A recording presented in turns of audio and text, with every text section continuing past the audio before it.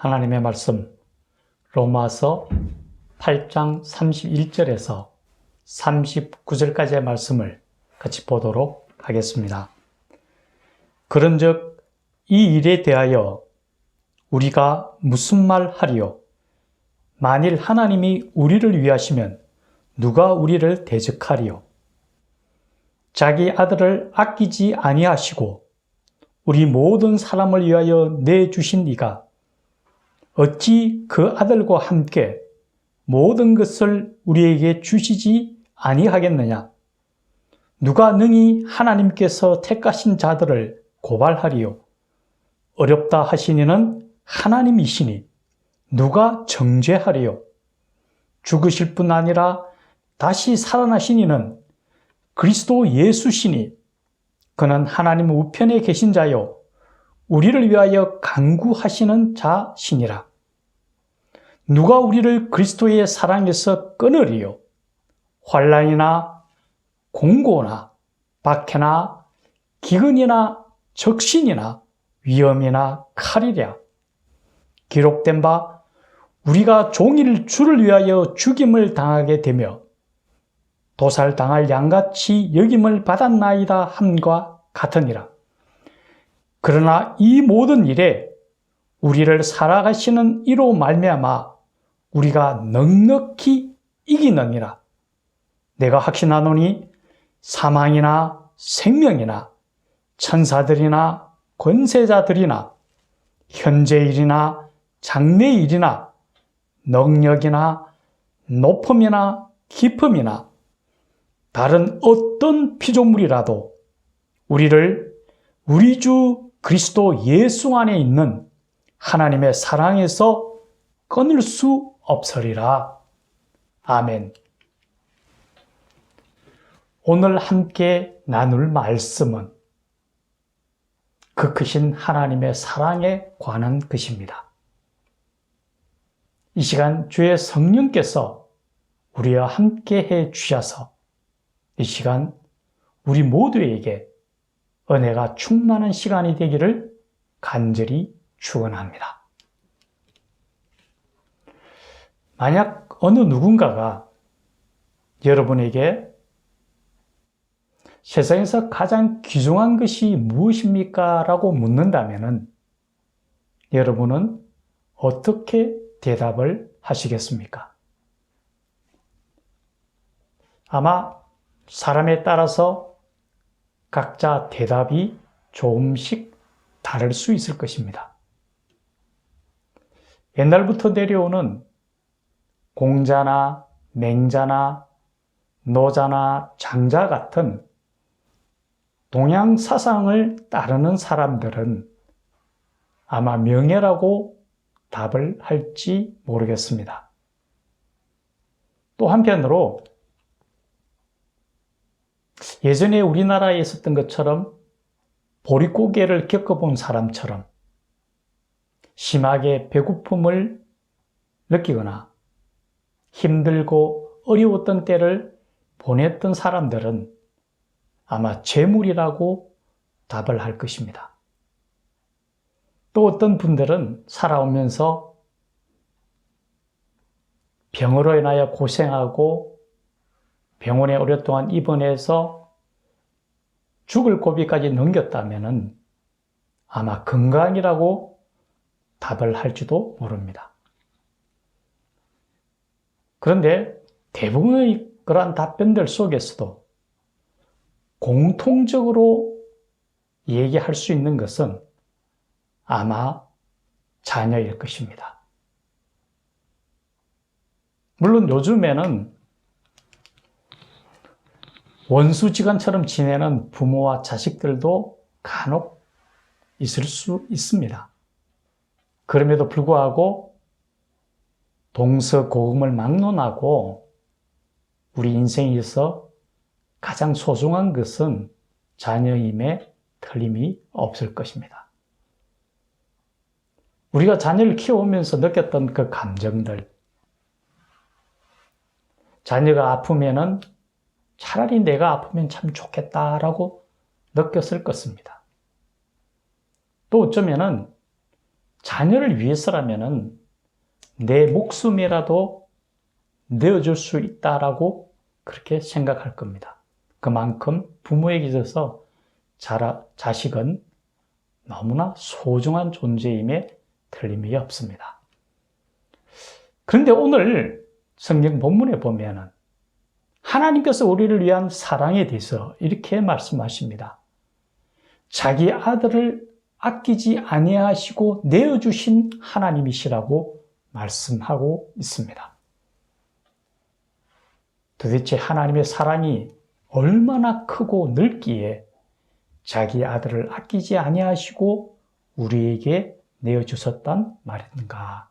이 시간 우리가 하나님의 사랑에 대해서 깊이 묵상할 수 있는 시간이 되었으면 좋겠습니다. 먼저 우리가 하나님이 우리를 향하신 그 사랑은 말로 형용할 수 없는 너무나 큰 사랑이라는 것입니다. 하나님께서 그 귀하고 소중하신 독생자 예수 그리스도를 우리를 위하여 내어주시고 십자가에 달려 돌아가시게 하시고 그 십자가에서 흘리신 보혈의 공로를 통하여 우리 죄를 사해 주시고 우리를 구원해 주셨다라는 사실입니다. 물론 우리도 누군가를 사랑한다면 무엇이든 하려고 할지 모릅니다. 그럼에도 불구하고 차마 자녀의 목숨을 내놓기까지 사랑할 수는 결코 없을 것입니다. 그것은 인간의 한계임에 틀림이 없을 겁니다. 그런데 이 하나님은 우리를 향한 사랑은 그 인간의 한계를 뛰어넘어서 독생자 예수 그리스도를 우리에게 내어주신 사랑이라는 것을 우리는 기억해야 합니다. 우리가 하나님 앞에 나올 때, 하나님 앞에 기도할 때 먼저 기억해야 할 것은 그 하나님의 사랑은 너무나 크고 넓다라는 사실입니다. 그 부분을 우리는 결코 잊지 않고 하나님 앞에 나와야 한다는 것을 생각해야 합니다. 또 한 가지는 우리를 향하신 하나님의 그 사랑은 우리에게 너무나 강하게 붙어 있어서 세상의 그 어떤 것도 하나님의 사랑으로부터 우리를 끊을 수 없다라는 거죠. 환난이나 공고나 기근이나 적신이나 박해나 위험이나 그 어떤 칼이라도 하나님께서 우리를 향한 그 사랑을 끊을 수 없다라고 오늘 성경 본문에서는 말씀하고 있습니다. 하나님께서 우리를 손으로 붙드셨다라고 성경은 표현하고 있습니다. 그런데 붙드심이 이렇게 손으로 붙들어 있는 게 아닙니다. 이렇게 붙들어 있다면 내가 손을 놓는다면 손이 떨어집니다. 그런데 하나님은 우리를 붙드실 때에 이렇게 붙듭니다. 비록 내가 손을 놓는다 하더라도 하나님께서는 우리를 붙드신 그 손을 놓지 않으신다라는 거죠. 어떤 상황에서도 하나님은 우리 손을 놓지 않고 끝까지 함께 하신다라는 거죠. 주님께서 우리에게 말씀하십니다. 세상 끝날까지 내가 너희와 함께 하리라는 그 말씀입니다. 우리가 어떤 환난 속에 있다 하더라도 하나님께서 함께 하신다는 그 사실을 우리는 잊어서는 안 될 것입니다. 이처럼 우리를 향한 하나님의 그 사랑이 너무나 크기 때문에 세상에 누가 우리를 대적할 수 있겠습니까? 우리는 세상 어떤 대상을 만나더라도 두려워할 필요가 없을 것입니다. 저는 간혹 야생에 관한 다큐멘터리를 보는 경우가 있습니다. 그것을 보게 되면은 사냥개들이 맹수와 맞서서 싸우는 장면들을 간혹 보게 됩니다. 그런데 그 장면을 보면은 맹수에 비해서 사냥개들은 너무나 보잘것없고 작습니다. 그 맹수들은 사냥개보다도 몇 배나 더 크고 사납고 힘이 더 셉니다. 만약 그 맹수로부터 한 번만 잘못 맞으면 목숨이 날아갈 그런 지경입니다. 그럼에도 불구하고 그 사냥개들은 죽음을 무서워하지 않고 끝까지 달라붙어 싸웁니다. 그렇다면 그 사냥견들이 그 맹수보다 자기가 힘이 세다고 여겨서 그럴까요? 결코 그렇지는 않을 겁니다. 그럼에도 불구하고 그렇게 목숨을 다해서 싸울 수 있는 것은 이제 때가 되면은 사냥꾼인 내 주인이 나타나서 반드시 나를 구해주리라는 확신이 있기 때문입니다. 지금 내가 힘이 부족해서 저들로부터 피해를 당하고 있다 하더라도 조금 시간이 지나고 때가 되면은 분명히 주인이 나타나서 나를 구해주리라는 확신이 있기 때문입니다. 마찬가지입니다. 우리 그리스도인이 세상에 나가서 어떤 환난을 만나고 어려움을 당할 때에 그것이 우리보다 더 크고 힘이 있어서 우리를 해할 것 같이 보일지 모릅니다. 하지만 나의 등 뒤에서 나를 도우시는 하나님이 누구신지를 우리는 기억해야 합니다. 만물을 창조하신 하나님, 역사의 주관자이신 하나님, 모든 것을 통치하시고 역사하시는 하나님이심을 분명히 알아야 할 것입니다. 때가 된다면은 하나님께서 우리를 도우시고 승리하게 하신다는 확신을 가지고 살아가야 된다는 거죠. 세상 속에서 우리는 분명히 때로는 환난과 공고를 당하고 때로는 죽임을 당할 때도 있습니다.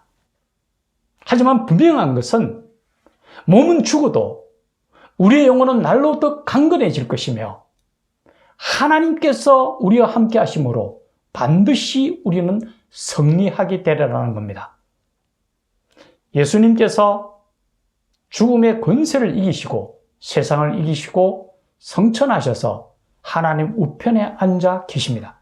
그 주님께서 우리를 위하여 처소를 예비해 놓으신다고 분명히 말씀하셨습니다.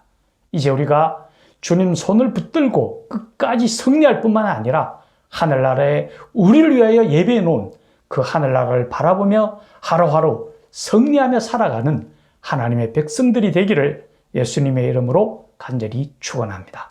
같이 기도드리겠습니다. 살아계신 하나님 아버지,